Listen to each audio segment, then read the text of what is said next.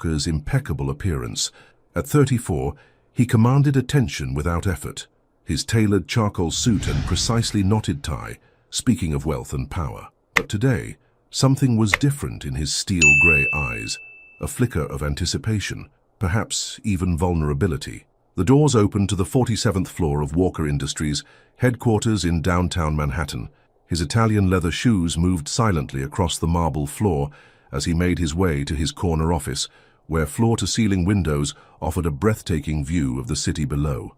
"Your 9 a.m. is here," his assistant announced through the intercom. "Dr. Richardson from the fertility clinic." Maxwell pressed a button. "Send her in." Dr. Richardson entered, a distinguished woman in her 50s with silver-streaked hair and kind eyes that had seen countless families begin their journeys. "Mr. Walker, always punctual." "Time is money, doctor. Please, have a seat." As she settled into one of the elegant leather chairs facing his desk, Maxwell remained standing, his gaze fixed on the city sprawling beneath them. "I've reviewed all the documentation. The process seems straightforward enough." "On paper, yes," Dr. Richardson agreed. "But emotionally, I'm not interested in emotions." Maxwell cut in smoothly, turning to face her. "I need an heir. Nothing more, nothing less." Across town, in a modest apartment in Queens, Naomi Carter stood before her bathroom mirror, adjusting her elaborately styled braids. Her reflection showed a beautiful young woman of 24, with high cheekbones, warm brown eyes, and skin the color of rich mahogany. But those eyes held worry today, despite her attempt at a confident smile. "Baby, you haven't touched your breakfast," her mother called weakly from the next room. Naomi's heart clenched. Rose Carter lay in her bed, surrounded by medication bottles and medical equipment, her once vibrant face now gaunt from illness. "I'll eat later, Mama. Just making sure I look professional for this interview." The interview wasn't exactly what she'd told her mother, the newspaper clipping burned in her pocket. "Seeking healthy surrogate mother. Generous compensation. No future contact required." The words had haunted her since her best friend Jasmine had shown her the ad 3 days ago. "You're crazy," Jasmine had said, watching Naomi dial the number. "Being a surrogate? That's not you." But the mounting medical bills and her mother's deteriorating condition left her no choice. Her job as a junior copywriter barely covered their basic needs, let alone the experimental treatment that might save her mother's life. The fertility clinic was housed in a sterile, modern building that made Naomi feel small in her carefully chosen second-hand outfit. The receptionist directed her to a private consultation room where Dr. Richardson waited. "Ms. Carter," the doctor greeted her warmly. "Thank you for coming in. Before we proceed, I want to ensure you understand what you're considering." Naomi sat straight-backed in her chair. "I've done my research, doctor. I know what surrogacy entails." Dr. Richardson studied her carefully. "The psychological evaluation suggests you're an excellent candidate. Stable, intelligent, healthy. But there's something you're not telling us." Naomi's heart raced, but her voice remained steady. "I'm an open book. Your medical history shows no previous pregnancies, no gynecological issues, but also no—" the doctor paused delicately. "No intimate relationships." Heat crept up Naomi's neck. "Is that a problem?" "It's unusual. Most surrogates have had previous pregnancies. They understand what they're undertaking." "I understand enough," Naomi insisted. "I'm healthy, I'm committed, and I need—" She caught herself. "I want to help create a family." Back in his office, Maxwell reviewed the surrogate candidates of files. Most were predictable, women with previous surrogate experience, married with children of their own. But one file caught his attention. Naomi Carter. Something about her photo struck him. Not just her obvious beauty, but a determination in her eyes that seemed to challenge him through the paper. His intercom buzzed. "Sir, the background check on Naomi Carter just came in." Maxwell opened the digital file. As he read, his eyebrows rose slightly. A sick mother, mounting medical bills. A woman fighting against impossible odds. It wasn't the typical profile he'd expected. That evening, Naomi sat beside her mother's bed, holding her thin hand. "Mama, how are you feeling?" Rose Carter's eyes fluttered open. "Better when you're here, baby." She squeezed Naomi's hand weakly. "You work too hard, always worried about me instead of living your life." "You are my life, Mama." "That's not right. You should be out there, falling in love, having adventures." Naomi's throat tightened. If only her mother knew what she was considering. "Sometimes love looks different than we expect." Later that night, in his penthouse apartment, Maxwell stood at his window, nursing a glass of scotch. The city lights twinkled below, but his mind was on the file he'd read. Something about Naomi Carter's story needled at him, challenging his carefully constructed plans.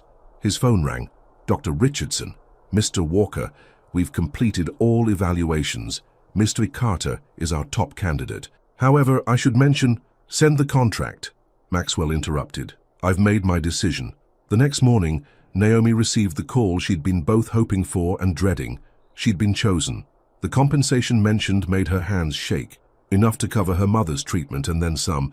As she signed the contract, her hand steady despite her racing heart, Naomi couldn't know that across town, Maxwell Walker was signing his own copy, neither of them aware that their lives were about to intertwine in ways no contract could anticipate or control. The final clause stared up at her. No personal contact with the biological father required or expected.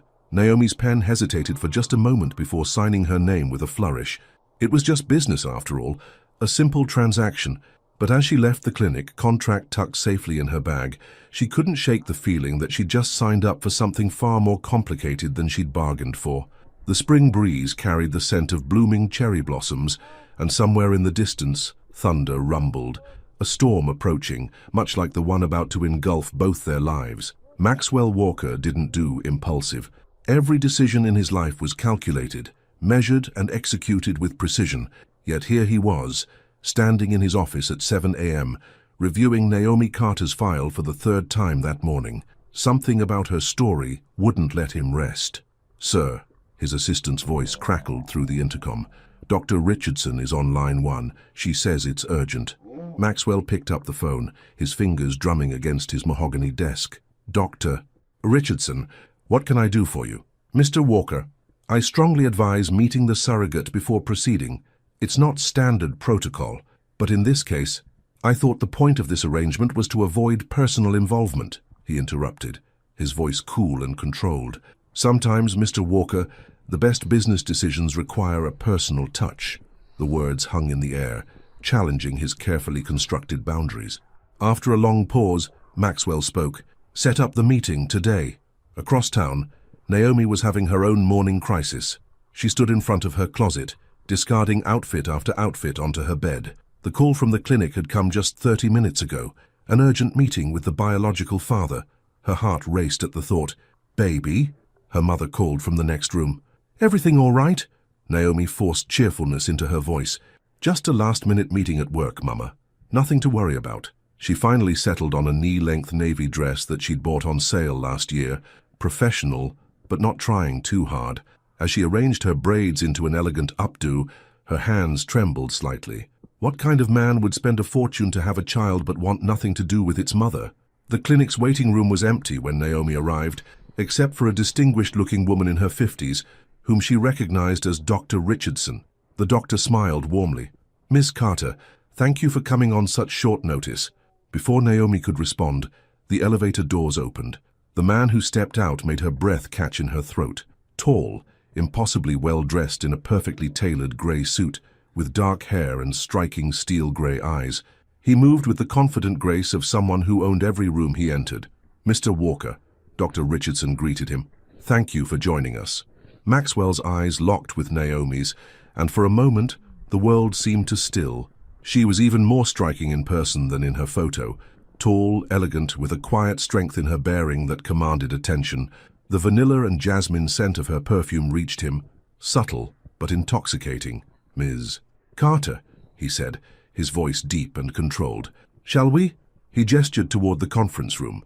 The meeting room felt smaller than it was, charged with an energy none of them had anticipated. Dr. Richardson sat at the head of the table, with Maxwell and Naomi on opposite sides. "Now, Dr. Richardson began, I know this is unusual, but I believe it's important for both parties to have a clear understanding of why did you choose this?"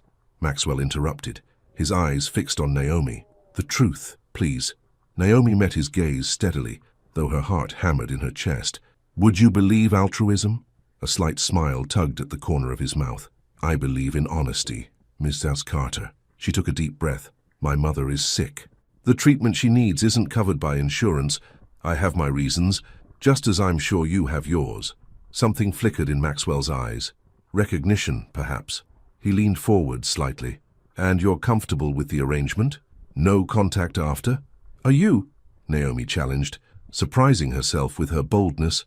The tension in the room crackled. Dr. Richardson cleared her throat. "Joyce, perhaps we should review the medical protocol. I'd like to speak with Mrs. Carter alone," Maxwell said, his eyes never leaving Naomi's face. Dr. Richardson hesitated. "Mr. Walker, that's not—" "It's okay," Naomi interjected. "I don't mind." After Dr. Richardson left, the room fell into a heavy silence. Maxwell stood, walking to the window. "Your file says you're a copywriter." "Yes, though I doubt that's relevant to our arrangement." He turned to face her. "Everything is relevant, Ms. Carter. I don't leave anything to chance. Except having a stranger carry your child." The words hung between them, bold and challenging. To her surprise, Maxwell laughed, a genuine sound that transformed his face, making him look younger, more approachable. "You're not what I expected," he admitted. "Neither are you," she replied softly. He moved closer, and Naomi caught the subtle scent of his cologne, something woodsy and expensive. "I'd like to modify our arrangement." Her heart sank. "You're backing out." "No," he said quickly, "but I'd like to be involved during the pregnancy, to ensure everything goes smoothly. The contract specifically states—" "I'm aware of what the contract states. I wrote it." He paused, studying her face. "But contracts can be amended." Naomi stood, needing to feel on equal footing. "Why?" "Because something tells me you're different, Miss Carter, and I've learned to trust my instincts in business." "Is that all this is to you? Business?" Their eyes met again, and this time the connection between them was almost palpable. Maxwell took a step closer, close enough that Naomi could see the flecks of silver in his gray eyes. "What if I said no?" he asked softly. "What if this is something else entirely?" Before Naomi could respond, her phone buzzed, a text from her mother's caregiver. Her hands shook as she read it. I have to go. My mother." Understanding flickered across Maxwell's face. "Let me drive you." "That's not necessary." "Please," he said, and something in his voice made her pause. "Let me help." The ride to her apartment was silent, but charged with unspoken words. Maxwell's driver navigated through the city streets, while Naomi tried to calm her racing thoughts. What was she doing in this luxury car with this enigmatic man who seemed to see right through her carefully constructed walls? As they pulled up to her building, Maxwell spoke. "Have dinner with me tomorrow night." Naomi turned to him, startled. "I don't think that's a good idea. Because of the contract, or because you're afraid?" "Both," she answered honestly. He smiled, and the warmth of it reached his eyes. "Good. Honesty is a start. I'll send a car at 7. Before she could protest, he was opening her door, helping her out. His hand lingered on hers for a moment longer than necessary, sending sparks of electricity up her arm. As she watched his car drive away, Naomi realized with startling clarity that her life was about to become far more complicated than any contract could have prepared her for. And somewhere deep inside, a voice whispered that maybe, just maybe, complicated wasn't such a bad thing after all. Naomi stood in front of her mirror, her heart racing as the clock ticked closer to 7. She'd spent the entire day alternating between wanting to cancel and wanting time to move faster. The dress she'd chosen, a simple black wrap dress she'd treated herself to last Christmas, felt both perfect and completely inadequate for dinner with Maxwell Walker. "You look beautiful, baby," her mother's voice came from the doorway. Rose Carter was having one of her better days, able to move around with just her walker. "Got a date?" Naomi's hands froze on her earrings. "Just a business dinner, Mama." Rose's knowing smile said she didn't believe that for a second. "Must be some business. You're wearing your special perfume." Before Naomi could respond, her phone buzzed with a text. "Car waiting downstairs." Her stomach did a little flip. "Don't wait up, Mama. Clara will be here soon for your evening care." Rose caught her daughter's hand as she passed. "Naomi, whatever this is, you deserve some happiness, baby. Remember that." The words followed her down to the waiting car, a sleek black Mercedes with tinted windows. The driver opened the door, and Naomi's breath caught. Maxwell sat inside, looking devastatingly handsome in a dark blue suit that made his grey eyes seem even more intense. "You look stunning," he said simply, his gaze travelling over her with an appreciation that made her skin tingle. "Thank you." She settled into the soft leather seat, acutely aware of his presence beside her. I thought you'd send a car, not come yourself.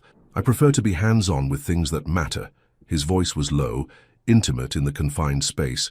The restaurant was exactly what she'd expected from Maxwell Walker, exclusive, elegant, with views overlooking Central Park. The maitre d' led them to a private corner table, partially screened by elegant plants. "Wine?"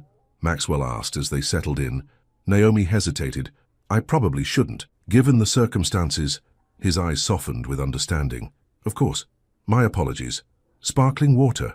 As they ordered, Naomi couldn't help but notice how the staff treated Maxwell, not with the usual deference shown to wealthy patrons, but with genuine warmth. He knew their names, asked about their families. "You seem surprised," he noted, catching her observation. "You're different than I expected," she admitted. "Less cold? Robotic? I've heard the rumors." His smile held a hint of self-deprecation. "Human," she finished. "You're more human than I expected." Something flickered in his eyes. "Tell me about your mother." The question caught her off guard. "What do you want to know?" "Everything. What she was like before she got sick. What makes her laugh. Why you'd do anything for her." Naomi found herself talking, really talking, about her mother, about the woman who'd raised her alone after her father died, who'd worked 3 jobs to put her through college, who taught her that strength wasn't about never falling, but about getting back up. "She sounds remarkable," Maxwell said softly when she finished. Like her daughter. Heat crept up Naomi's neck. "Your turn. Why this? Why a surrogate? Why me?" Maxwell was quiet for a long moment, swirling the scotch in his glass. "My parents died when I was 12. Car accident. I was raised by a series of nannies and trustees, all focused on preparing me to take over the family business. That must have been lonely. It was efficient." His voice was carefully neutral. "But it taught me something. Family isn't just about blood, it's about choice. And you chose to have a child alone. I chose to have a child without complications. No custody battles. No emotional manipulation. No—" He paused, meeting her eyes. "No risk of loss. Life is risk," Naomi said softly. "Love is risk. Is that why you've never been in a relationship?" The question hung between them, heavy with implication. Naomi's heart thundered in her chest. "How did you—" "Your medical records. I know everything about you, Naomi, except why." She took a shaky breath. "Maybe I was waiting for something real." The intensity in his gaze made her feel exposed, seen in a way she'd never experienced before. "And now? Now, I'm having dinner with a man who wants me to carry his child, but claims he doesn't want complications." She leaned forward slightly. "Why did you really ask me to dinner, Maxwell?" He reached across the table, his fingers brushing hers. The touch sent electricity through her body. "Because I haven't been able to stop thinking about you since we met. Because you challenge everything I thought I wanted. Because—" His phone buzzed, breaking the moment. Maxwell checked it, his expression darkening. "I have to take this. Business emergency. I'm sorry." Naomi watched as he stepped away to take the call, his shoulders tense. When he returned, his face was apologetic. "I need to go to the office. There's a situation that requires my immediate attention." "Of course." She tried to hide her disappointment. "I understand." "No," he said firmly, surprising her. "You don't understand. I've never left a business dinner for anything less than a crisis, and I've never regretted having to leave until now." The ride back to her apartment was quiet, charged with unspoken words. When they arrived, Maxwell walked her to her door despite her protests. "Thank you for tonight," she said, fumbling with her keys. "Naomi," his voice stopped her. "The contract, the arrangement. Maybe we should—" "Don't." She turned to face him. "Don't change anything. Not tonight." He stepped closer, close enough that she could feel the heat radiating from his body. "What if I want to change everything?" Their eyes met, and the world seemed to stop.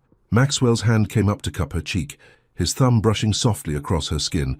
Naomi's heart pounded so hard she was sure he could hear it. "Tell me to stop," he whispered. Instead, she leaned into his touch, her eyes fluttering closed. His lips brushed hers, soft at first, then with increasing intensity. The kiss was everything, tender, passionate, terrifying in its implications. When they finally broke apart, both breathing heavily, reality came crashing back. Naomi stepped back, her hand on the doorknob. "Good night, Maxwell." He caught her hand, pressing a kiss to her palm that made her knees weak. "Dream of me." As she closed the door behind her, Naomi leaned against it, trying to steady her racing heart.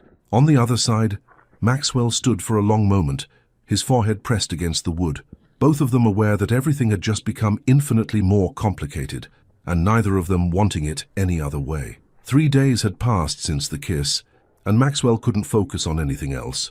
He sat in his office, staring at contracts that needed his signature, but his mind kept drifting to the softness of Naomi's lips, the way she'd felt in his arms, the subtle scent of vanilla and jasmine that lingered in his memory. "Sir?" His assistant's voice snapped him back to reality. "The board is waiting in the conference room." Maxwell straightened his tie, forcing himself back into CEO mode. Yet as he strode into the conference room, his phone buzzed with a text from Dr. Richardson. "Ms. Carter's first prenatal appointment is tomorrow. Will you be attending?" His heart rate quickened. He hadn't seen Naomi since that night, hadn't trusted himself to maintain professional boundaries if he did, but missing her first appointment, that felt wrong on a level he couldn't quite explain. Across town, Naomi sat in her mother's hospital room, trying to focus on her laptop as she worked remotely. Rose was having another round of tests, leaving Naomi alone with her thoughts that kept circling back to Maxwell's kiss. "Ms. Carter," a nurse appeared at the door. "Your mother's asking for you." Naomi found Rose sitting up in bed, looking more alert than she had in days. "Baby, you've been distracted all morning. Is it about tomorrow's appointment?" "Just work stuff, Mama." The lie felt heavy on her tongue. Rose reached for her daughter's hand. "You know what I miss most about being healthy? Dancing. Your father and I used to dance in the kitchen while making dinner. That's how love should feel, like dancing even when there's no music." Naomi's throat tightened. "Mama, I see the way you check your phone, the way you smile at texts when you think I'm sleeping. Someone's making your heart dance, baby." Before Naomi could respond, her phone lit up with a message from Maxwell. "I'd like to attend tomorrow's appointment, if you're comfortable with that." Her fingers hovered over the keyboard. Was she comfortable with that after that kiss, after the way he'd looked at her, after the feelings she couldn't seem to control? "Yes," she typed back, before she could change her mind. 1 p.m. at Dr. Richardson's office. The next day, Naomi arrived early, her nerves making her restless. She wore a simple sundress, her braids arranged in an elegant crown around her head. The waiting room was empty, except for a young couple who looked blissfully happy, the woman's small baby bump visible under her flowing top. The elevator dinged, and Maxwell stepped out. He looked impeccable as always in a light grey suit, but there were subtle signs of strain around his eyes. Their gazes met, and the air seemed to crackle with electricity. "Naomi," he said softly, coming to stand beside her, "you look lovely." Before she could respond, Dr. Richardson appeared. "Ah, good. You're both here. Shall we begin?" The examination room felt intimate in a way Naomi hadn't anticipated. Maxwell stood near the door, his presence both comforting and unsettling as Dr. Richardson performed the initial examination. "Everything looks perfect," the doctor announced. "Now for the procedure." "Actually," Naomi interrupted, her heart pounding, "I need to tell you both something." She took a deep breath. "I don't think I can go through with the artificial insemination." The room fell silent. Maxwell stepped forward, his face unreadable. "Naomi, if this is about the other night, it's about everything." She met his eyes. "I can't pretend this is just business anymore. Not after—" "Ms. Carter," Dr. Richardson interjected gently, "perhaps we should discuss this privately." "No," Maxwell said firmly. "She's right." He moved closer to Naomi, his voice dropping low. "I can't pretend either." Dr. Richardson looked between them, understanding dawning on her face. "I see. Well, this certainly changes things. I'll give you two a moment." After she left, the silence stretched between them, heavy with possibility. "I haven't been able to stop thinking about you," Maxwell admitted, running a hand through his hair in an uncharacteristically nervous gesture. "About that kiss, about everything." "Me, neither." Naomi's voice was barely a whisper. He closed the distance between them, his hand coming up to cup her face. "The contract, the arrangement, none of it matters. What matters is how I feel when I'm with you, how everything in my carefully ordered life suddenly seems meaningless compared to making you smile." Naomi's heart raced. "Maxwell, have dinner with me again. Tonight, no business, no contracts, no pretense, just us." "Your world and mine are so different," she protested weakly. "Then let me into your world." His thumb traced her cheekbone. "Let me take you somewhere you choose, somewhere that matters to you."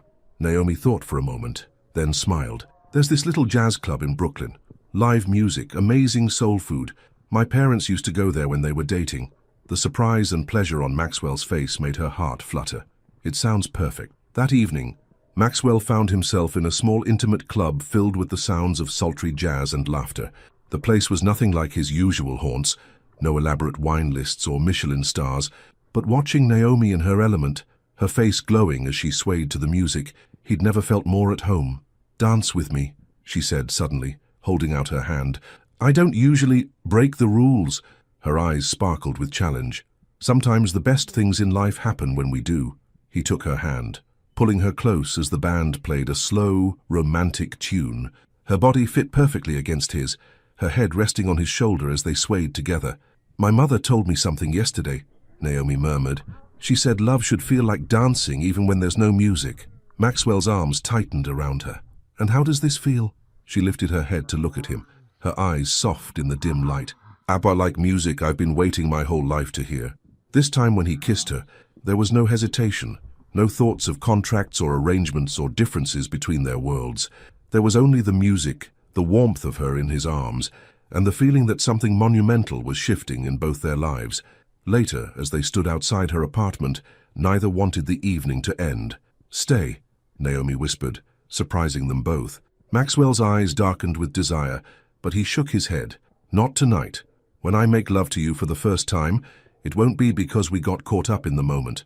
It'll be because we both know exactly what we want." His words sent shivers down her spine. "And what do you want, Maxwell Walker?" He pressed his forehead to hers. "Everything. With you, I want everything." As she watched him leave, Naomi touched her lips, still tingling from his kiss. The practical voice in her head warned her about fairy tales and reality, about business moguls and girls from Queens, about all the ways this could end in heartbreak. But her heart was dancing to a melody only love could play. The penthouse apartment felt different tonight. Maxwell stood at his floor-to-ceiling windows, watching the city lights twinkle below, every nerve in his body alive with anticipation. He'd spent hours preparing, selecting the perfect wine, though he wouldn't drink, arranging for dinner to be catered by the city's most exclusive restaurant, making sure everything was perfect, because tonight wasn't about business or contracts or heirs. Tonight was about Naomi. His phone buzzed with a text from his driver. "Ms. Carter is in the car." Maxwell's heart rate quickened. They'd been seeing each other every day for the past week. Lunch breaks stolen between meetings, evening walks in Central Park, late-night phone calls that lasted until dawn. But tonight felt different, special. The elevator doors opened, and Maxwell's breath caught. Naomi stood there in a deep burgundy dress that hugged her curves, her braids cascading over one shoulder in an intricate pattern. But it was her eyes that captivated him, warm, nervous, excited. "Hi," she said softly. He crossed the room in 3 strides, pulling her into a kiss that made them both forget to breathe. When they finally parted, Naomi laughed softly. "I guess you missed me." "Every second," he admitted, surprising himself with his honesty. "Come, dinner's waiting." He led her to the dining room, where the table was set with fine china and crystal, candles casting a warm glow. A private chef emerged from the kitchen, serving course after course of exquisite cuisine. "This is amazing," Naomi said, tasting the perfectly prepared salmon. "But you didn't have to go to all this trouble." Maxwell reached across the table, taking her hand. "You deserve everything amazing in this world." After dinner, they moved to the balcony. The night was warm. The city spread out before them like a carpet of stars. Naomi leaned against the railing, and Maxwell wrapped his arms around her from behind, pulling her close. "What are you thinking?" he murmured against her ear. She turned in his arms. "That this feels like a dream, that I'm afraid to wake up. It's real." His fingers traced her cheek. "We're real." Their lips met in a kiss that started gentle, but quickly blazed into something more.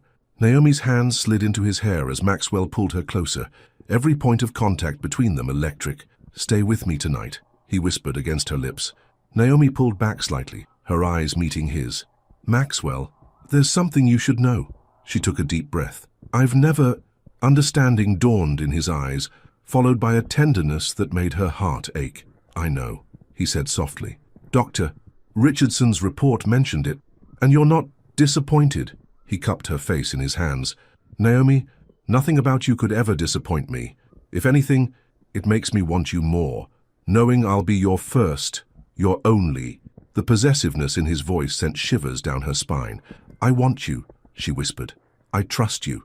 Maxwell's eyes darkened with desire, but he forced himself to speak. Are you sure?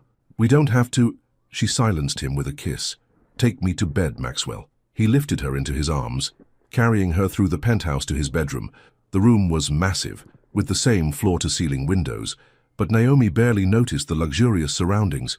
All she could focus on was Maxwell, the strength of his arms around her, the racing of his heart against her palm. He laid her on the bed with infinite care, like she was something precious. His eyes never left hers as he slowly unzipped her dress, his fingers trailing fire along her skin. You're beautiful, he breathed, watching the fabric pool at her feet. So incredibly beautiful. Naomi's fingers trembled as she unbuttoned his shirt, revealing the sculpted planes of his chest. Every touch was a discovery, every kiss an exploration. Maxwell took his time, learning her body with reverent hands and tender kisses until she was trembling with need. Please, she whispered. He paused, looking into her eyes. I love you, he said suddenly, the words falling from his lips like a prayer. I know it's too soon, but I do. I love you, Naomi Carter. Tears pricked at her eyes. I love you too. Their first time was everything. Tender, passionate, perfect in its imperfection. Maxwell was infinitely gentle, watching her face for any sign of discomfort, kissing away the brief pain until there was only pleasure. Afterward, they lay tangled in the sheets, Naomi's head on his chest as he stroked her back. The city lights painted patterns on their skin through the windows, but neither noticed, lost in their own world. What are you thinking? Naomi asked, tracing patterns on his chest. That I never want to let you go. He tightened his arms around her. That everything in my life before you seems meaningless now. She lifted her head to look at him. Even your plans. The surrogate arrangement. Especially that. He tucked a stray braid behind her ear. I don't want a clinical arrangement anymore. I want a family. With you, if you'll have me. Naomi's heart soared, but before she could respond, her phone buzzed on the nightstand. She reached for it, her face paling as she read the message. What's wrong? Maxwell sat up, instantly alert. My mother. Naomi's voice shook. She's being rushed to the hospital. Something about her heart. Maxwell was already moving, grabbing clothes. Get dressed. We'll take my car. The drive to the hospital was a blur. Maxwell held her hand the entire way, his thumb rubbing soothing circles on her palm as she tried not to panic. When they arrived, he used his influence to get immediate information about Rose's condition. She's stable, the doctor told them, but she'll need surgery. The procedure is experimental, and her insurance won't cover it. Cost isn't an issue, Maxwell said immediately. Give her the best care possible. Naomi turned to him, tears in her eyes. Maxwell, I can't let you. You can, and you will. His voice was firm but gentle. Let me do this, not because of any arrangement, but because I love you. Because Rose is family now. She collapsed into his arms, finally letting the tears fall. Maxwell held her close, murmuring soft words of comfort as hospital staff bustled around them. Hours later, as they sat in the waiting room, Naomi suddenly stiffened in his arms. Oh God, what is it? We didn't use protection. Her voice was barely a whisper. Tonight, Maxwell's eyes widened as the implication hit him. Their perfect night of love might have just complicated everything in ways neither of them had anticipated. He tilted her face up to his. Whatever happens, we'll face it together, I promise you that. As the sun began to rise over the city, painting the hospital waiting room in soft pinks and golds, they held each other close, two hearts beating as one, facing an uncertain future with nothing but love and trust to guide them. Dawn crept through the hospital windows, casting long shadows across the waiting room, where Naomi sat curled in an uncomfortable chair, Maxwell's suit jacket draped over her shoulders. The events of the past 24 hours felt surreal. Their perfect evening, their first time together, and now this. Here, Maxwell appeared with 2 cups of coffee, looking surprisingly put together despite having spent the night in the hospital. It's not your usual vanilla latte, but it's hot. She accepted the cup gratefully, their fingers brushing. Even that small contact sent electricity through her body, memories of their passionate night flooding back. Any word from the doctors? They're prepping your mother for surgery now. He sat beside her, taking her free hand. The specialist I called in from Boston arrived an hour ago. He's one of the best cardiothoracic surgeons in the country. Naomi's throat tightened. Maxwell, the cost of all this is not something you need to worry about. His voice was firm, but gentle. Let me take care of this, please. Before she could respond, a nurse approached. Miss Carter, your mother's asking for you. Rose looked small in the hospital bed, surrounded by beeping machines, but her eyes lit up when she saw Naomi. Baby? Her gaze shifted to Maxwell, who hung back respectfully. And you must be the reason my daughter's been smiling so much lately. Maxwell stepped forward, taking Rose's frail hand. Mrs. Carter, I'm Maxwell Walker. I'm in love with your daughter. The simple, direct statement brought tears to Naomi's eyes. Rose smiled knowingly. About time you admitted it. I could see it in her eyes weeks ago. Mama. Naomi's voice cracked. Now don't you worry about me. Rose squeezed their hands. I've got too much to live for. I need to be around to see my grandchildren after all. The word hung in the air, making both Naomi and Maxwell tense slightly. Neither had voiced their concerns about their unprotected night together, but the possibility weighed heavily on their minds. After Rose was wheeled into surgery, the waiting began again. Maxwell had to step away for an emergency board meeting, but he refused to leave the hospital, instead conducting it via video conference from an empty consultation room. Naomi watched through the glass as he spoke authoritatively to his board members, every inch the powerful CEO, even in his slightly rumpled suit. How had her life changed so dramatically in just a few weeks? Her phone buzzed, a calendar reminder for her next appointment with Dr. Richardson scheduled for tomorrow. Her heart raced as she realized what that meant. If she was pregnant from their night together, it was too soon to know. But the original surrogacy plan, everything okay? Maxwell had finished his meeting and returned to her side. Just thinking about tomorrow's appointment with Dr. Richardson, understanding flickered in his eyes. He pulled her into a quiet corner of the waiting room. We need to talk about that. About everything. I know. She couldn't quite meet his eyes. The surrogacy contract. Forget the contract. His voice was intense. Naomi, look at me. She raised her eyes to his, finding them filled with emotion. I meant what I said last night. I want a family with you, not through some clinical arrangement, but because we love each other. If you're pregnant from last night, I'll be overjoyed. If you're not, we can try again. The natural way. Together. And if I am, her voice trembled, your board, your shareholders, they'll think I planned this, that I seduced you for your money. Let them think what they want. He cupped her face in his hands. I know the truth. I know your heart. A doctor appeared before she could respond. Miss Carter, your mother's out of surgery. They rushed to the recovery room, where Rose lay sleeping peacefully, her vital signs strong and steady. The surgeon looked pleased. The procedure was successful, he explained. With proper care and rehabilitation, she should make a full recovery. Relief flooded through Naomi, making her knees weak. Maxwell's arm around her waist steadied her. Later that evening, with Rose resting comfortably and showing positive signs, Maxwell insisted on taking Naomi home to rest. His driver brought them to her apartment, but when they arrived, she couldn't bear the thought of being alone. Stay, she whispered, echoing his words from their first night together. He followed her inside, taking in the modest but warmly decorated apartment. Photos of Naomi and Rose covered the walls, telling the story of their close bond. On the kitchen counter, medical bills were stacked neatly beside insurance rejection letters. Maxwell picked up one of the letters, his jaw tightening as he read it. Without a word, he pulled out his phone and made a call. This is Maxwell Walker. I need you to handle all of Rose Carter's medical expenses, past and future. Yes, everything. And I want it done quietly. He paused, listening. No, this isn't a business matter. This is personal. Naomi watched him, tears filling her eyes. When he hung up, she launched herself into his arms. Why are you so good to me? He held her close, breathing in her familiar vanilla and jasmine scent. Because you make me want to be better. Because you see past the CEO to the man underneath. Because loving you is as natural as breathing. They made love again that night, slower and sweeter than their first time, both of them aware that their lives were changing irrevocably. Afterward, as they lay tangled in her modest queen-sized bed, so different from his luxurious penthouse but somehow more intimate, Maxwell traced patterns on her bare shoulder. Move in with me, he said suddenly. Naomi propped herself up on an elbow. What? Move in with me. Both you and your mother, once she's recovered. My penthouse has plenty of space, and the building has excellent security and medical facilities. Maxwell, she bit her lip. It's too soon. What will people say? They'll say I'm in love. He pulled her closer.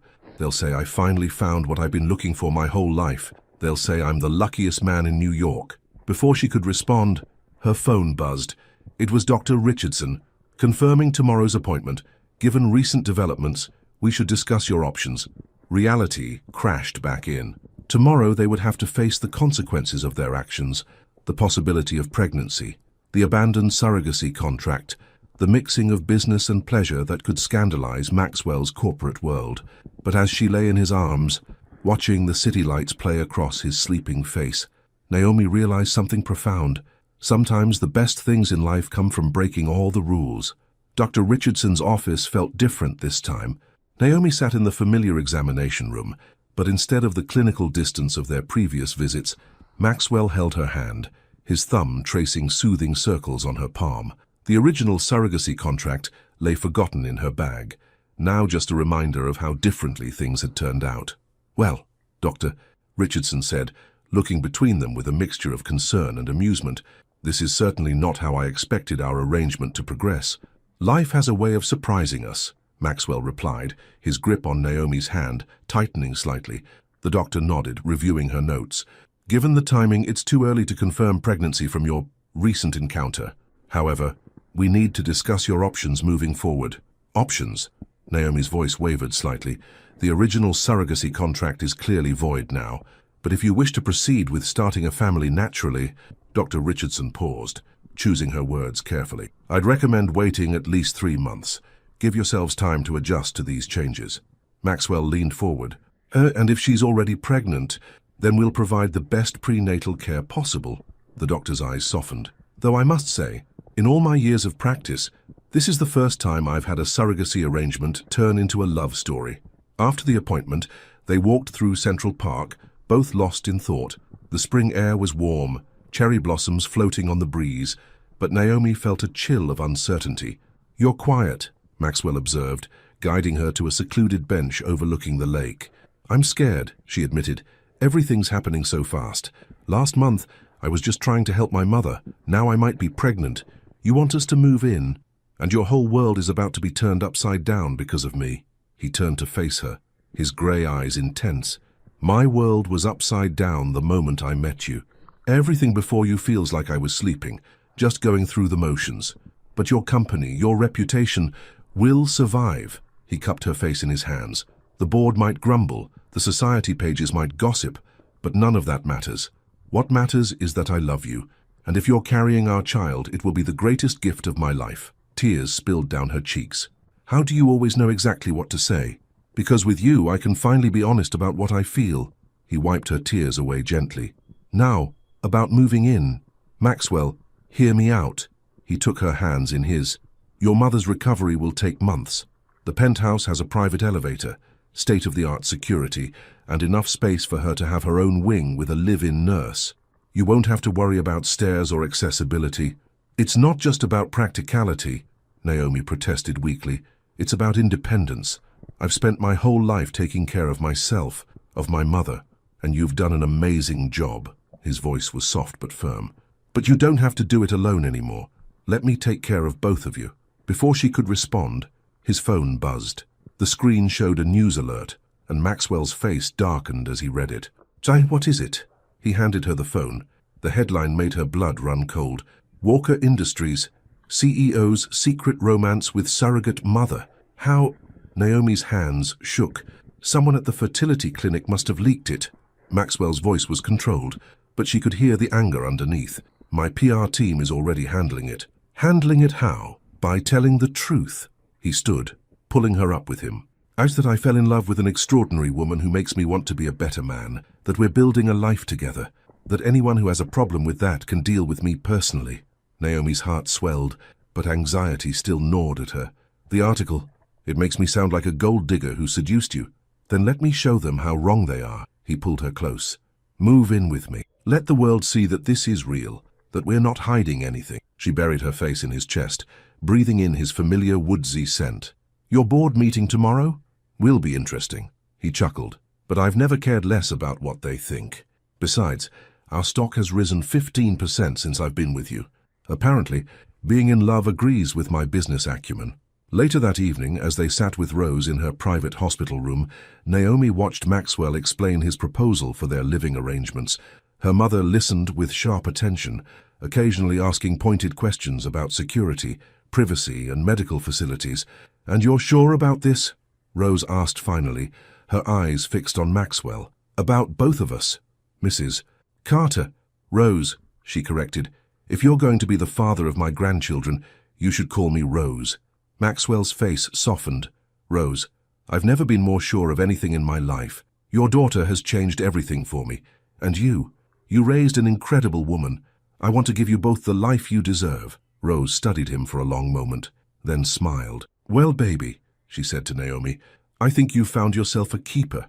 That night in Maxwell's penthouse, Naomi stood at the windows, looking out over the city. Strong arms wrapped around her from behind, and she leaned back into his embrace.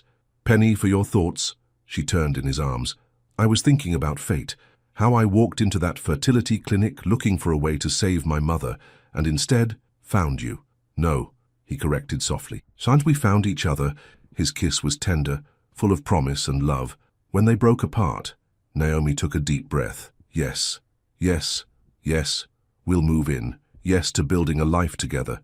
Yes to facing whatever comes next, as long as we face it together." Maxwell's smile lit up his entire face. "I love you, Naomi Carter."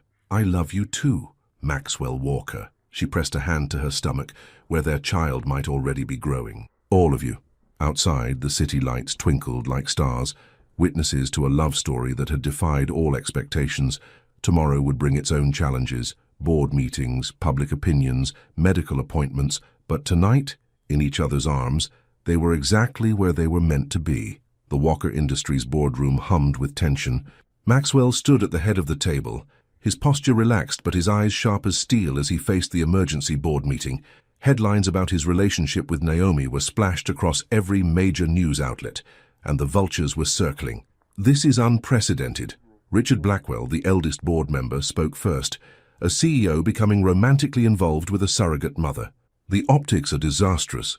"The optics," Maxwell's voice cut through the room like ice, "are that I fell in love. If that damages our corporate image, perhaps we should examine what that says about our values." "Love?" Another board member scoffed. "Mr. Walker, she's clearly after your—" "Choose your next words very carefully." Maxwell's tone made the room temperature drop several degrees. "The woman you're about to insult is the future Mrs. Walker." Silence descended over the boardroom. Maxwell hadn't planned to announce their engagement, mainly because he hadn't proposed yet, but the words felt right, natural, inevitable. Across town, Naomi was facing her own battle. Her office at the advertising agency was buzzing with whispers and stolen glances. She sat at her desk, trying to focus on her work while ignoring the notifications flooding her phone. Journalists requesting comments, social media exploding with speculation, old acquaintances suddenly wanting to reconnect. "Girl, you're trending on Twitter." Jasmine, her best friend and co-worker, perched on her desk. "How are you holding up?" "I'm fine." Naomi tried to smile. "It's just overwhelming. Have you seen this?" Jasmine held up her phone, showing a particularly vicious gossip column. "They're calling you a calculated social climber who trapped New York's most eligible bachelor." Naomi's hand instinctively went to her stomach. They still didn't know if she was pregnant, but the possibility made every nasty comment sting more deeply. Her phone buzzed with a text from Maxwell. "Done with the board. Coming to get you. Pack your things." "Pack my things," she muttered. 20 minutes later, Maxwell strode into her office like he owned it, which, given his company's diverse portfolio, he might.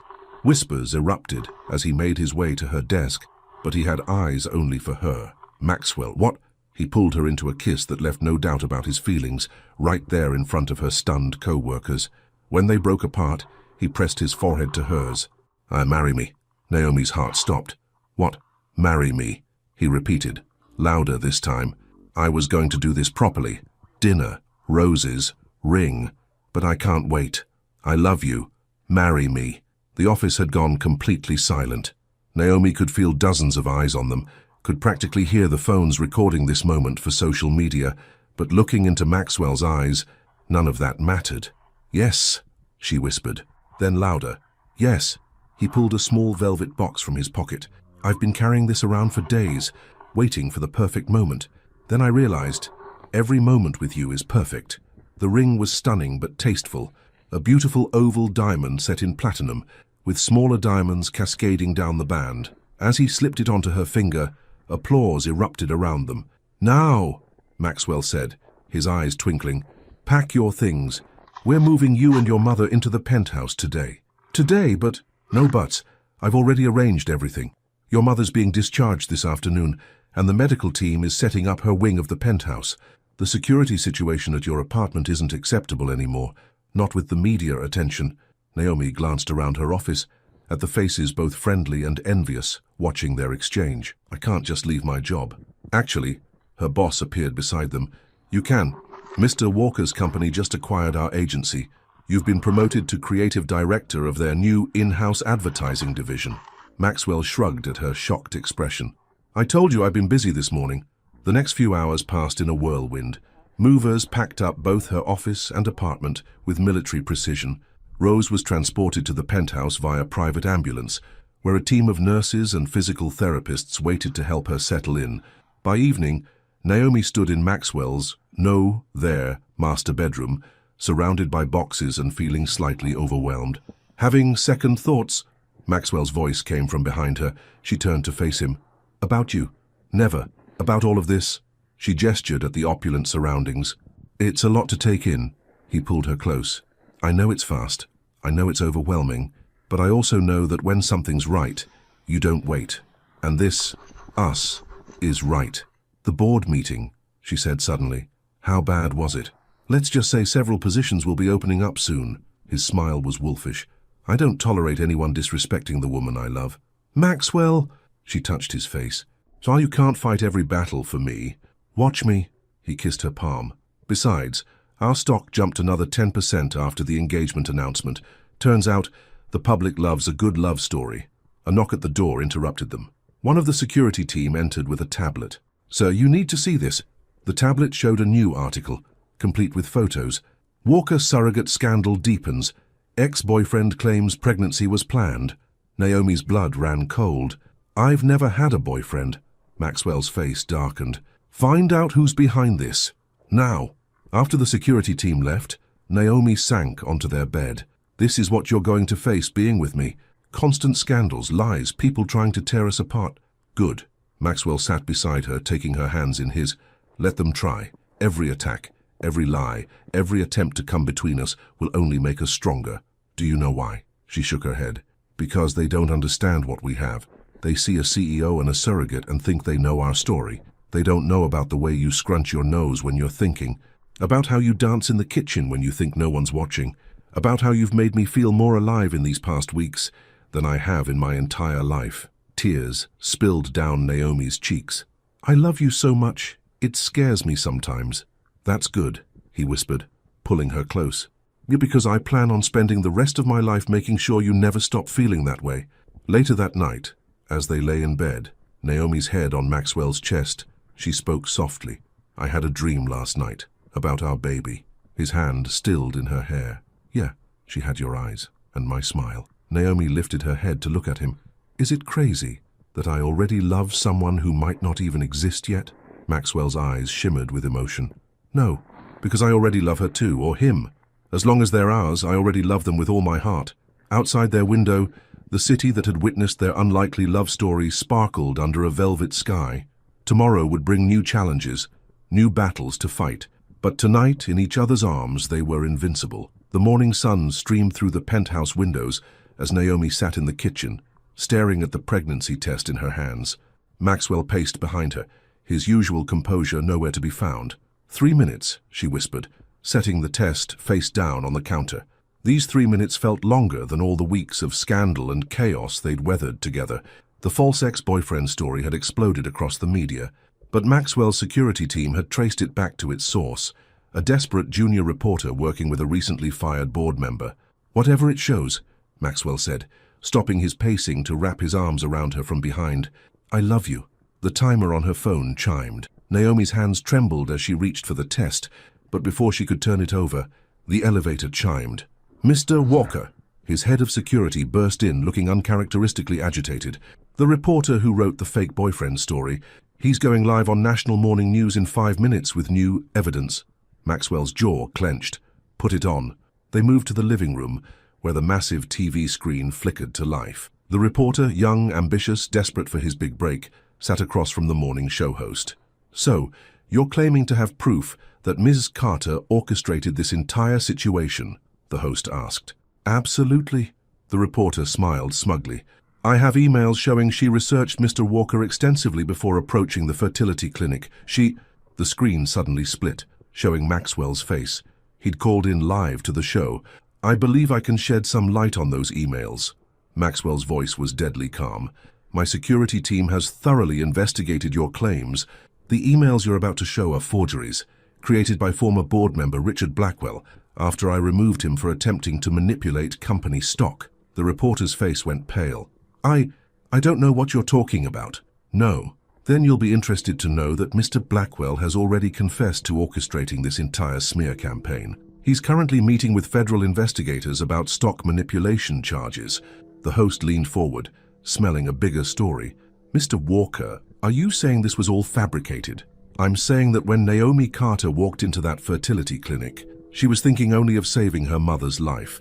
I'm saying that falling in love with her was the most natural thing I've ever done. And I'm saying that anyone who tries to tarnish her reputation will answer to me. Back in the penthouse, Naomi watched with tears in her eyes as Maxwell continued to defend her on national television. Rose, who had wheeled herself in from her wing of the penthouse, took her daughter's hand. That man loves you something fierce, baby. He does, Mama. Naomi squeezed her mother's hand. How are you feeling today? Strong enough to be a grandmother, if that's what that test on the counter says. Naomi's heart skipped. She'd forgotten about the test in all the chaos. I haven't looked yet. I'm scared. Of what? Having a baby with the man you love? Of everything changing again? Rose turned her daughter's face toward her. Baby, change brought you Maxwell. Change brought me this beautiful new life and the best medical care I could ask for. Sometimes the best things in life come from the changes we're most afraid of. The TV showed Maxwell ending the interview with a final, powerful statement. Naomi is my future wife, the future mother of my children, and the love of my life. That's the only story that matters. As the segment ended, Naomi's phone buzzed with messages of support from friends, co-workers, and even strangers touched by Maxwell's defense of their love. The tide of public opinion was turning. The elevator chimed again, and Maxwell strode in, his eyes immediately finding Naomi. I'm sorry I had to leave so suddenly. Did you? She shook her head. I was waiting for you. Rose smiled knowingly. I'll give you two a moment. She wheeled herself back toward her wing, pausing to squeeze Maxwell's hand as she passed. Once they were alone, Naomi retrieved the test from the kitchen counter. Maxwell stood beside her, his hand steady on her lower back. Together? He asked. She nodded, and they turned the test over. 2 pink lines. We're having a baby, Naomi whispered, her voice full of wonder. Maxwell's arms wrapped around her, lifting her off her feet in a joyful spin. When he set her down, she saw tears in his eyes. A baby, he repeated, his hand moving to rest on her still flat stomach. Our baby. Are you happy? His answer was a kiss that left her breathless. When they finally broke apart, he pressed his forehead to hers. I thought I knew what happiness was before I met you. I was wrong. This, you, our baby, our family, this is happiness. Even with all the scandal and drama. Especially with all that, because it showed me that nothing can come between us, that what we have is stronger than any obstacle. A soft cough interrupted them. Rose had returned, her eyes twinkling. Well, Naomi's smile was radiant. You're going to be a grandmother, Mama. Rose's joyful cry brought tears to everyone's eyes. Maxwell helped her stand from her wheelchair so she could properly hug them both. My baby's having a baby, Rose whispered, holding Naomi close. Then she turned to Maxwell. And you, son, are going to be an amazing father. The word father hit Maxwell like a physical force. He'd wanted an heir when this all started, had approached it like a business transaction. Now looking at Naomi's radiant face, feeling the love that surrounded them, he realized how empty that would have been. I need to show you something, he said suddenly, taking Naomi's hand. Both of you. He led them to a room they hadn't yet used, one of many in the massive penthouse. Inside, the walls were a soft cream color, and large windows let in the morning light. "I've been working with designers," he admitted, "just in case." He pressed a button, and panels in the walls slid open to reveal built-in shelves, a hidden changing table, space for a crib. "We can change anything you don't like." Naomi walked the room in wonder, touching the soft fabrics, imagining their child growing up here. "It's perfect." "There's more." Maxwell seemed almost nervous. "The next room." He opened a connecting door to reveal a fully equipped physical therapy room. "I thought, Rose, for your recovery, and maybe someday for playing with your grandchild." Rose was openly crying now. "You really do think of everything, don't you?" "Family takes care of family," Maxwell said simply. As they stood there, wrapped in each other's love, Naomi felt her baby's presence like a warm glow in her heart. This child would be born into so much love, would know nothing of the scandal and drama that had surrounded their beginnings. "Oh, Sue," she suddenly remembered something. "The appointment with Dr. Richardson is tomorrow. We can tell her the test was positive." Maxwell's phone buzzed, his assistant reminding him about an important merger meeting. He silenced it without looking. Some things were more important than business. "I love you," he told Naomi, then bent to kiss her stomach. "Both of you." Outside, the city that had tried to tear them apart now seemed to shine with possibility. Their love story had survived every test, emerged stronger from every challenge, and now, with their baby on the way and their family complete, they were ready to write their next chapter together. 6 months had transformed the Walker penthouse. The once minimalist space now held touches of warmth everywhere, family photos on the walls, Naomi's books scattered on side tables, Rose's favorite throw blankets draped over furniture. But the biggest change was in the nursery, where Maxwell stood in the early morning light, putting the finishing touches on a hand-painted mural. "You're up early?" Naomi's voice came from the doorway. She wore one of his dress shirts, her baby bump prominent beneath the fabric. At 6 months pregnant, she glowed with an inner radiance that took his breath away. "Couldn't sleep," he admitted, setting down his brush. The mural needed to be perfect for the baby shower today." She walked over to admire his work, a whimsical scene of stars and moons, painted in soft silvers and golds. "I still can't believe you did this yourself." "I had a good teacher." He pulled her close, remembering the art classes he'd secretly taken just to create this gift for their daughter. The ultrasound had revealed a girl, and Maxwell had never seen Naomi cry so happily as when they learned the news. "Mama's already up too," Naomi said, leaning into his embrace. "The physical therapy is really working. She walked all the way to the kitchen by herself this morning." Maxwell smiled, remembering Rose's determination during her recovery. The past months had taught him more about family than his entire life before Naomi. He'd learned that strength wasn't about standing alone, but about holding each other up. "The guests will start arriving at noon," he reminded her, "including some surprises." "Maxwell Walker, what did you do?" Before he could answer, Rose appeared in the doorway, walking slowly but steadily with just a cane for support. "Baby, you need to see the news." They moved to the living room, where the TV showed breaking news. Walker Industries announces groundbreaking medical care initiative. The camera cut to Maxwell at a press conference from the day before. "In honor of my daughter's upcoming arrival," his recorded self announced, "Walker Industries is launching the Rose Carter Foundation, providing full medical coverage for families facing catastrophic illness. No one should have to choose between saving a loved one and surviving." Naomi turned to him, tears in her eyes. "You named it after Mama." "She inspired it," Maxwell said simply. "Your love for her, your willingness to do anything to save her. It made me realize how many others are fighting the same battle. Now they won't have to fight alone." Rose wiped her own tears. "I don't know what to say." "Say you'll help run it," Maxwell replied. "We need someone who understands both the medical and human side of the struggle." The elevator chimed before Rose could respond. Dr. Richardson stepped out, early for the baby shower but carrying something that made Naomi gasp, her original file from the fertility clinic. "I thought you might want this," the doctor said, handing Naomi the file, "a reminder of how your story began." Naomi opened it, reading the notes from their first meeting. "I was so scared that day," she admitted. "Scared of the arrangement, scared of failing, scared of letting Mama down. And now," Dr. Richardson asked with a knowing smile, "now I'm only scared of how much happiness my heart can hold before it bursts." The baby shower was everything they hadn't initially planned. Warm, joyful, filled with genuine love rather than social obligations. Jasmine had organized games that had even the most serious executives wearing silly hats and guessing baby-themed charades. But the real surprise came when Maxwell clinked his glass for attention. "Before we continue the celebrations, I have an announcement." He took Naomi's hand, helping her stand. "We're getting married. Today. Right now." The room erupted in gasps and applause as panels in the walls slid open, revealing an intimate wedding setup. Flowers appeared as if by magic, and a judge stepped forward from among the guests. "But my dress," Naomi stammered. "Check the bedroom," Maxwell whispered.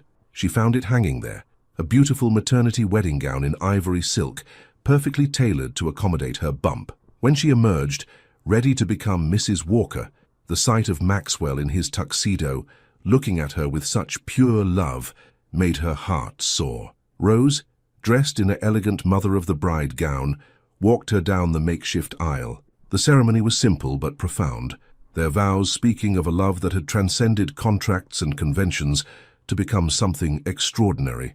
"I, Maxwell Walker, take you, Naomi Carter, to be my wife." His voice rang clear and strong. "Not because of any arrangement or obligation, but because loving you is as natural as breathing. You've shown me that true wealth isn't in bank accounts, but in the way you smile when you're happy, in the sound of our daughter's heartbeat, in the family we've built together. I promise to spend every day making sure you never doubt how deeply you're loved." Naomi's voice trembled with emotion as she responded, "I, Naomi Carter, take you, Maxwell Walker, to be my husband. You've turned every fear into hope, every ending into a beginning. What started as a desperate choice became the best decision of my life, not because of what you could give me, but because of who you are. I promise to love you, challenge you, and dance with you even when there's no music." As they sealed their vows with a kiss, their daughter kicked strongly, making them both laugh through their tears. They were already a family, the wedding just making official what their hearts had known all along. Later, as their guests danced and celebrated, Maxwell held Naomi close, swaying to the music. "Happy, beyond words," she murmured against his chest, "though I still can't believe you planned a surprise wedding. I had help." He nodded toward Rose, who was dancing with one of the board members, looking years younger. "Your mother is quite the co-conspirator. She loves you, you know. We both do. And I love both of you." His hand rested on her bump. "All three of you." The party continued into the evening, but Maxwell and Naomi slipped away to the nursery for a quiet moment. The city lights twinkled beyond the windows as they stood together, his arms around her, both looking at the mural he'd painted for their daughter. "I never thought I could have this," Maxwell admitted softly. "I thought having an heir meant sacrificing love. But you showed me that the greatest legacy we can leave our daughter isn't wealth or status. It's showing her what real love looks like." Naomi turned in his arms. "And what does real love look like?" "Like you," he whispered, kissing her tenderly. "Like us. Like every moment that brought us here and every moment still to come." Their daughter kicked again, strong and sure, as if agreeing with her father's words. Outside, the city that had witnessed their unlikely love story sparkled under a velvet sky. But the real magic was here, in this room, in the family they'd built from an unconventional beginning. Love, they'd learned, doesn't follow contracts or conventions. It writes its own story, finds its own path, creates its own miracles. And sometimes, the greatest miracles come from the choices we make when we're most afraid. Choices that lead us not to the life we planned, but to the life we were always meant to live. Together, they faced the future, not as CEO and surrogate, but as husband and wife, as parents, as family. Their love story hadn't ended. It was just beginning its next beautiful chapter. The end. Thinking about the unexpected love between Maxwell and Naomi, and how sometimes fate surprises us in extraordinary ways, if you had to choose between following a safe and meticulously planned blueprint for your life, or risking everything for a love that defies all your expectations, which path would you choose? Maxwell chose to open his heart, even when it meant rewriting everything he believed about love and family. Have you ever experienced a moment when you had to choose between following the plan or following your heart? Your participation in the channel is very important. Please leave your opinion in the comments. Thank you so much for watching until the end. If you enjoyed this story, don't forget to subscribe to the channel, leave a like, and comment your thoughts. Your participation is very important to us. See you next time.